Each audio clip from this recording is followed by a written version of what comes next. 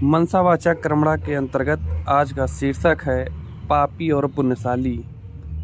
कभी कभी परिवार या समाज में एक व्यक्ति ऐसा निकल आता है जिसके कारण समूचा समाज और परिवार उभर जाता है। एक पुरानी कथा है। 10 लोग जंगल के मार्ग से कहीं जा रहे थे। अचानक भयंकर तूफान आ गया। तेज बारिश होने लगी। बादल भयानक रूप से गरज रहे थे। बिजली चमक रही थी। वे सभी वृक्ष के नीचे खड़े हो गए। तभी उनमें से एक ने कहा, हम में से जो पापी होगा उस पर किसी समय बिजली गिर सकती। सब चिंता में पड़ गए। आखिर वह पापी कौन है? उस एक के कारण सबको मरना पड़े तो यह ठीक नहीं। फिर सबने तय किया कि एक एक करके 10 यात्री दूर जाकर खड़े होंगे। जो पापी होगा उसके ऊपर बिजली गिरेगी। सब अपने आप को पुण्यशाली समझ रहे थे। कोई अपने आप को पापी समझने को तैयार ना था। सबसे पहले जो आदमी जाकर दूर खड़ा हुआ वह अंदर से बहुत डर रहा था, क्योंकि उसे पता था कि उसने पाप किया है।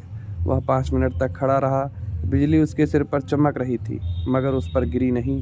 वह बच गया। मन ही मन परमात्मा का आभार मानकर वह वापस वृक्ष तले आ गया। दूसरा व्यक्ति गया। वह भी 5 मिनट के बाद संतोष समेत वापस आ गया। उसने भी सोचा वह निष्पापी है। तीसरा गया। उस पर भी बिजली नहीं गिरी। इस तरह 9 लोग सुरक्षित वापस लौट आए।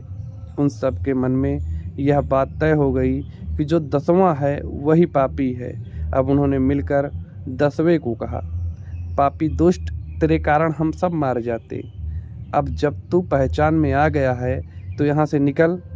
तेरे जैसे पापी के तो साथ चलना भी पाप है। वह सीधा साधा इंसान था, मगर 9 जनों ने उसे धक्का मारकर दूर कर दिया। उसने पूछा भी कि मेरा क्या दोष है। वे एक सुर में बोले, तू पापी है। तुझे मारने के लिए ही बिजली चमक रही है। तेरे कारण हम सब मरना नहीं चाहते। तुम जाओ यहाँ से।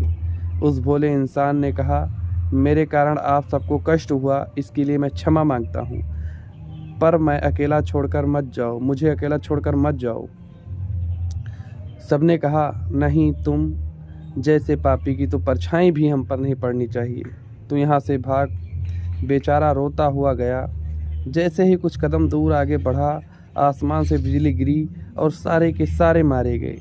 उस एक पुण्यशाली के कारण उन 9 लोगों की प्राण की रक्षा हो रही थी। जब कभी किसी पुण्यशाली को धक्के देकर समाज निकाल देता है और पुण्यशाली पापी कहलाता है, तब समाज अपनी कब्र खुद ही खोदता है। ऐसे एक पुण्यशाली के कारण पूरा समाज या परिवार बचा रहता है। रमेश भाई ओझा।